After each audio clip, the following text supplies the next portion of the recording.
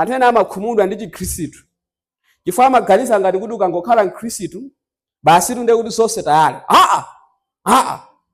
Mulungu alola nthawi zina kuti uduse mu nthunzi ya imfa, mavuto abwere ndithu kuti uphunzire kudalira kwa Mulungu koposa kale, kuti karakta yako iumbike. Mulungu alolera kuti uduse mu nthunzi wa imfa. Pamene Bible kunati Yehova ndiye m'busa wanga, sizikutanthauza kuti nthawi zonse azingondidusisa mu msipu wobiriwira, nthawi zina azandidusisa akuti mu chigwa cha nthunzi wa imfa. Matenda azabwera pa khomo, tizataya okondedwa athu, nthawi zina tizagona ndi njala inde, koma kuti kudzera mu chimenecho tikhulupirire kudalira Mulungu koposa kale. Aphunzire kudalira kwa Mulungu ingakhale akudusa mu chigwa cha nthunzi wa imfa.